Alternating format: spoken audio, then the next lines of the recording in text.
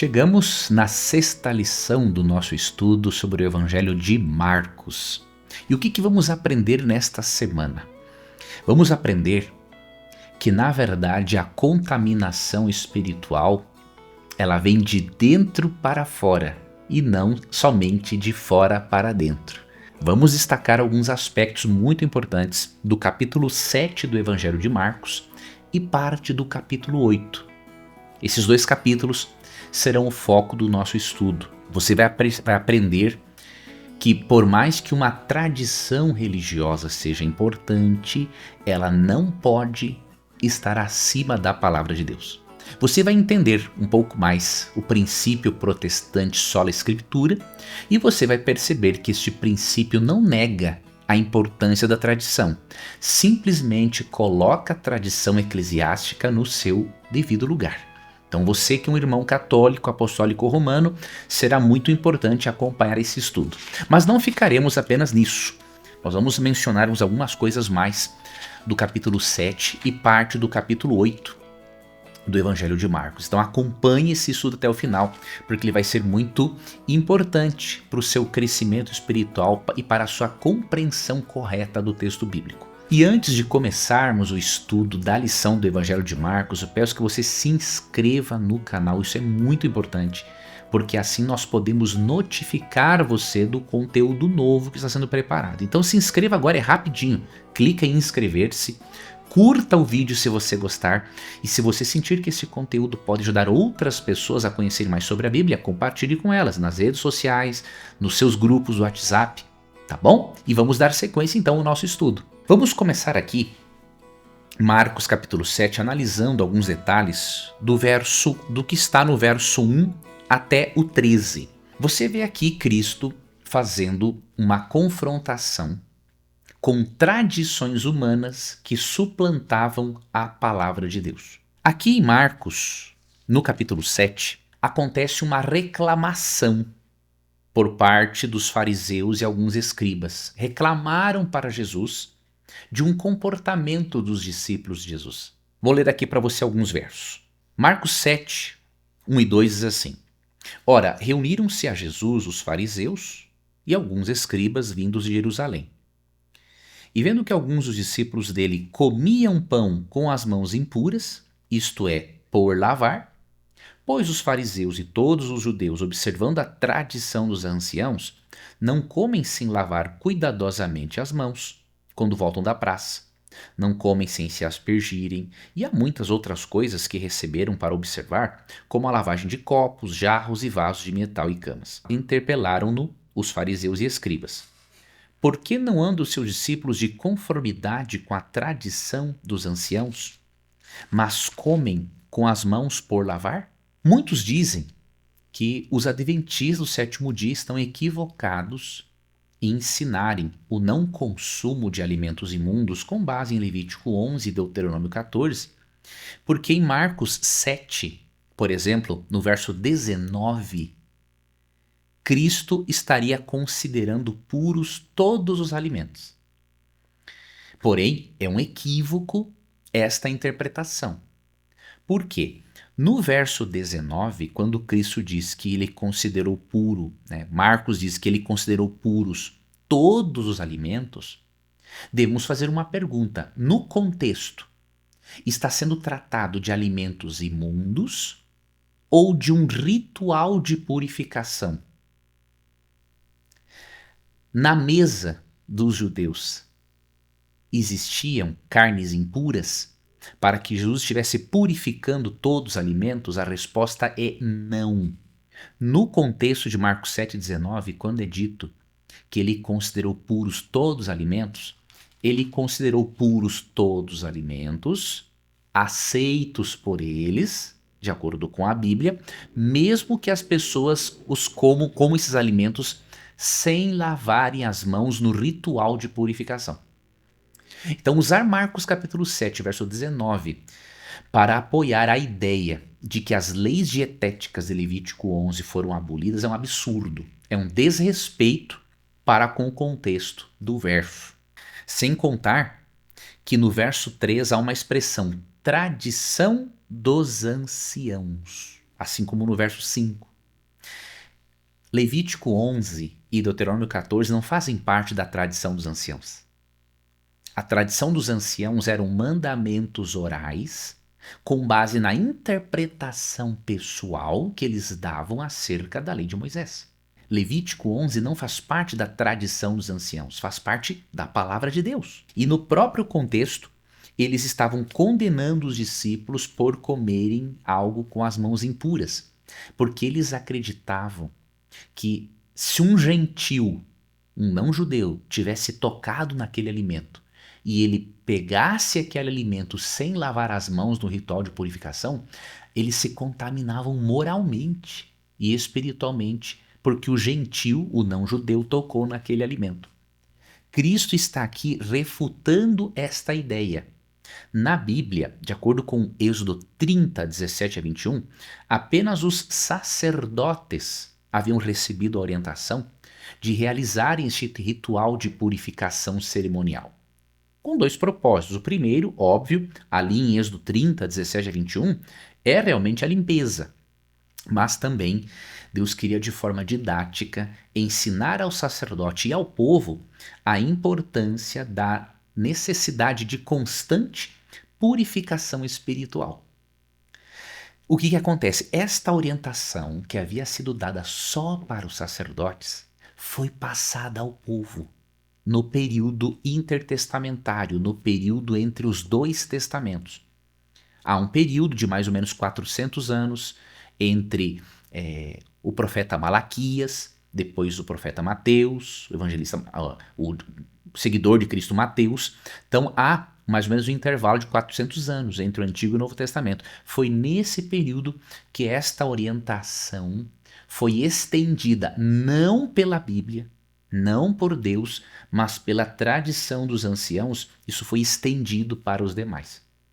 E para Cristo demonstrar que essa tradição estava sendo usada de uma forma errada e até mesmo desonesta, ele cita aqui também um mandamento da lei de Deus, que diz: honra teu pai e tua mãe. Por quê? Eles estavam dando tanta importância a um ritual de purificação, que era uma tradição humana, e estavam negligenciando o mandamento: honra teu pai e tua mãe. Por quê? Eles criaram um recurso para desobedecer a Deus, para atender aos seus interesses pessoais e egoístas. Se o indivíduo tivesse... O que acontece? Honrar pai e mãe no pensamento hebraico é cuidar também deles na velhice. Se o indivíduo pronunciasse uma palavra chamada corbã, que significa que estava sendo dedicado algo ao Senhor, essa pessoa era desobrigada de usar o seu dinheiro ou a sua herança para cuidar dos pais. Poderia doar tudo aquilo para o templo. Olha a malandragem. E aí o que Cristo fala? Nos versos 8 em diante: vocês jeitosamente rejeitam o preceito de Deus para guardarem a tradição de vocês. O que Cristo está nos mostrando aqui? Que se a tradição suplantar a Bíblia, ela é pecaminosa. A tradição bíblica, a tradição apostólica tem como base a Bíblia Sagrada. Por exemplo, em 2 Tessalonicenses 2,15, quando Paulo fala da tradição que eles haviam deixado, né, ele diz o seguinte, ó: assim, pois, irmãos, permanecei firmes e guardai as tradições que vos foram ensinadas, seja por palavra, seja por epístola nossa. Você não pode interpretar isso como se referindo ao ato de a tradição eclesiástica ser a intérprete da Bíblia. Você que é um irmão católico, tenha em mente o seguinte: a tradição ela é importante. O princípio protestante sola escritura não nega a importância da tradição. O que o sola escritura ou somente a escritura deseja ensinar é que unicamente a Bíblia é a base da nossa fé, é a regra de fé e prática, e que mesmo a tradição sendo importante, ela tem que ter como base a Bíblia. O que o princípio sola escritura ensina é que a Bíblia está acima da tradição. e não a tradição é a intérprete da Bíblia. Porque se a tradição for a intérprete da Bíblia, você e eu teremos um problema seríssimo. Os seres humanos são falhos, são pecadores e mudam. Os seres humanos podem interpretar a Bíblia com base nas ideias pessoais deles. Agora, se a Bíblia está acima da tradição, a palavra de Deus ela é imutável. Se um ser humano mudar a sua interpretação, a palavra de Deus permanece eternamente, como diz Isaías 40, verso 8. E aqui quando Paulo fala de tradição, em 2 Tessalonicenses 2,15, quando você vai ali para 1 Tessalonicenses 4,2, você vê que a base da tradição apostólica era tanto o Antigo Testamento, porque em 2 Timóteo 3,16 ele fala que toda a escritura é inspirada por Deus. Ele não fala que a tradição é inspirada por Deus, mas a escritura é inspirada por Deus. E em 1 Tessalonicenses 4,2 ele mostra que a base apostólica era a tradição oral, aquilo que eles ouviam e entendiam a respeito de Cristo, que foi ensinado por Cristo e que muitos deles presenciaram, especialmente nos 4 evangelhos. Então esta era a base, não era algo inventado, não era algo interpretado pelo ser humano a seu bel prazer. Eles tinham os evangelhos, os 4 evangelhos, como a base da tradição apostólica, Mateus, Marcos, Lucas e João, que por sua vez esses evangelhos tinham também como base o Antigo Testamento. Ok? Então tenha em mente isso, a tradição ela é importante, óbvio, mas ela não pode estar acima da Bíblia. A Bíblia tem que ser a intérprete da tradição e não o contrário. Além disso, que nós percebemos aqui neste contexto sobre tradição, sobre purificação, nós vemos aqui no capítulo 7 de Marcos um outro aspecto, a partir do verso 24 a 30, nós aprendemos agora lições de uma conversa que Cristo teve com uma mulher sírio-fenícia. Olha que interessante, essa mulher era uma mulher pagã, porém ela teve fé suficiente para falar com Jesus e pedir que Cristo curasse a filhinha dela que estava possessa. E o que chama a atenção nessa história, entre outras coisas, é o valor, o nível de fé que esta mulher tinha em Jesus. Jesus, ele tem um diálogo com ela para mostrar para os seus seguidores que entre os pagãos existiam pessoas com muito mais fé em Jesus, mesmo que uma fé menor, mais limitada na sua compreensão, mas tinham uma fé muito mais sólida em Cristo do que muitos que eram do povo de Deus. Olha que lição para nós. E quando ele conversa com ela, ela pede para Jesus que expulse o demônio da filhinha dela. E aí o que Cristo faz? Ele dá uma resposta a ela para arrancar dela esta confissão de fé e mostrar para os seus seguidores de todas as épocas. Ele diz o seguinte, deixa primeiro que se fartem os filhos, porque não é bom tomar o pão dos filhos e lançá-lo aos cachorrinhos. Você pode perguntar, mas por que Jesus chamou ela de cachorro? Veja, o gentil era chamado de cachorro. Jesus, para amenizar isso e tratá-la de uma forma digna, ele não faz a mesma coisa que o povo fazia. Ele usa agora o exemplo de um cachorrinho. E o que era um cachorrinho naquela época? Era um animal doméstico, que ficava debaixo da mesa aguardando, né, as migalhas. Assim como hoje, você tem um pet, você o ama muito. E às vezes ele fica ali ao redor da mesa, debaixo da mesa, mesmo estando bem alimentado, ele quer comer alguma coisinha a mais. Então Cristo diminui o teor daquele adjetivo com o qual os gentios eram qualificados. E aí, ao comparar essa atitude de dar o pão primeiro para os filhos e depois para os pets, diríamos assim, Cristo quis dizer para ela o seguinte, olha, eu vim primeiro para atender os da casa de Israel. Ou seja, ele não está dizendo que não ia ajudá-lo, mas que ele tinha que priorizar primeiro os filhos, depois aqueles que ainda não eram.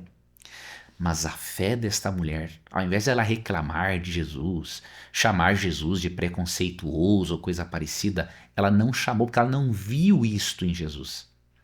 Ela falou assim para ele, no verso 29, sim, Senhor, mas os cachorrinhos debaixo da mesa comem das migalhas das crianças. Ou seja, Senhor, se o Senhor tiver uma migalha de milagre para curar a minha filha, eu sei que o Senhor vai conseguir. Nossa, olha a fé dessa mulher. E aí no verso 29, então lhe disse, por causa desta palavra, podes ir, o demônio já saiu da tua filha. E aí quando ela voltou para casa, encontrou a menina saudável e tudo mais. Então você vê aqui que uma pagã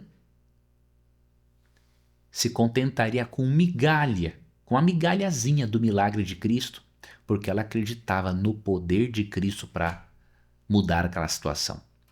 Isso nos mostra que há muitos que ainda não fazem parte do povo de Deus e que têm mais fé em Deus do que muitos que fazem parte deste povo. É por isso que em Mateus 8,11 Cristo fala que muitos virão do Oriente e do Ocidente e se assentarão na mesa com Abraão, Isaac e Jacó, ao passo que os filhos do reino ficarão do lado de fora nas trevas. Então, se você acha que por você pertencer à igreja, você já está garantido como parte do povo de Deus, eu tenho uma notícia para te dar. Isso não significa muita coisa. Isso é importante, óbvio. Mas se você faz disso a sua muleta, aí está errado. Você tem que crer sim na salvação em Cristo. Mas o fato de estar numa igreja que você considera verdadeira não significa que você seja uma pessoa verdadeira na igreja verdadeira. Você já se perguntou se você, além de estar na igreja verdadeira, você é a pessoa verdadeira? Você já se perguntou se você é a pessoa certa no lugar certo? Então isso é importante nós analisarmos à luz deste evento e à luz de Mateus 8,11. E indo aqui para o final, as outras duas histórias são bem mais curtas. Aqui em Marcos 7, 31 a 37, há a cura de um homem que era surdo e gago ao mesmo tempo. Ele tinha muita dificuldade com a fala, porque obviamente a pessoa que é surda, ela não consegue, desenvolver bem a sua fala. O que chama a atenção aqui nesse texto é que Jesus tocou este homem de uma forma que para nós parece estranha, mas ele é o Criador. Ele sempre tem um propósito por trás. E diz aqui, no verso 34, no verso 33, que Jesus colocou os dedos nos ouvidos do homem e lhe tocou a língua com a saliva. E suspirou e disse, Efatá, que no aramaico quer dizer abre-te. Abriram-se-lhe os ouvidos e logo lhe soltou o empecilho da língua e falava desembaraçadamente. Por que será que Jesus suspirou aqui, diante deste milagre? Eu gostei aqui muito de um comentário de Ellen White no livro Desejado de Todas as Nações, página 320. Ela fala assim, ele suspirou ao pensar nos ouvidos que não se abriam à verdade que ele pregava, não é? E também suspirou ao pensar nas línguas que se recusavam a reconhecê-lo como Redentor. Que interessante. Jesus, ele pode abrir os ouvidos dos surdos, mas ele não pode forçar o coração de um incrédulo a aceitá-lo como Messias. O Espírito Santo convence, dá evidências, mas o Espírito Santo não obriga se uma pessoa não quiser. Então este milagre nos mostra isso. Além do poder de Cristo em devolver a saúde a alguém de uma forma milagrosa, também mostra que Cristo deseja que as pessoas tenham os ouvidos abertos para a verdade e que a língua de todos o confessem e o reconheçam como Salvador para que ele possa salvá-las.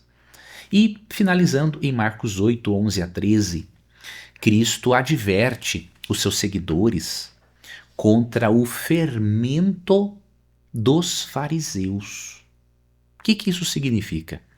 Você percebe que em Marcos 8, 1 a 13, Cristo estava decepcionado com a incredulidade e a obstinação das pessoas. Os fariseus pediam um sinal.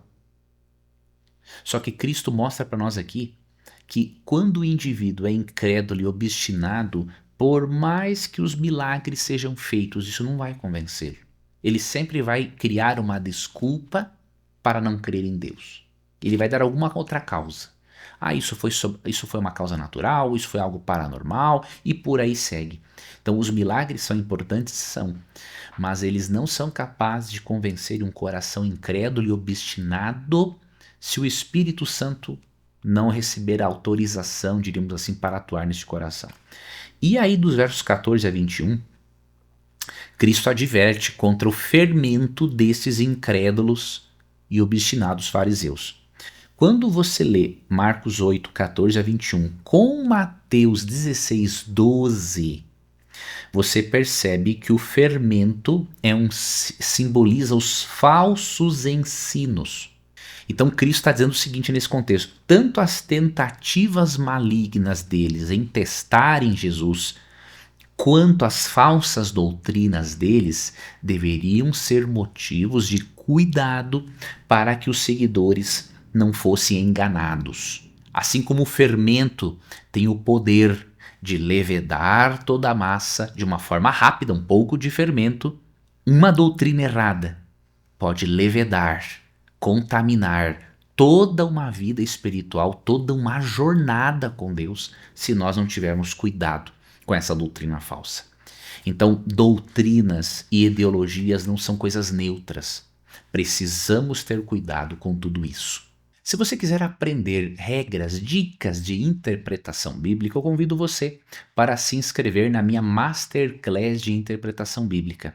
Eu dou aproximadamente 2 horas de aulas sobre interpretação bíblica e toda pessoa que se inscreve, ela recebe de presente um e-book. Sim, um e-book sobre interpretação bíblica, tanto para você acompanhar a Masterclass, quanto para você usar ao longo da sua jornada cristã. Se inscreva agora mesmo. Vai ser uma honra para mim ter você como meu aluno, tá bom? Olha, foi muito bom ter a sua companhia. Eu gostaria que você me acompanhasse no próximo estudo, em que vamos continuar estudando o Evangelho de Marcos, mas para isso eu peço que você se inscreva aqui no canal. É muito importante sua inscrição, porque ao você se inscrever, eu posso notificar você para que você não perca este e outros conteúdos. Se você gostou do vídeo, curta. E se você crê que há pessoas que precisam receber esse estudo, compartilhe com outras pessoas nas suas redes sociais, nos grupos de WhatsApp. Com certeza vai ser uma oportunidade muito importante para muitas pessoas compreenderem algumas coisas que você compreendeu agora e que não compreendia antes. Tá? Que Deus guarde a você e até o nosso próximo encontro.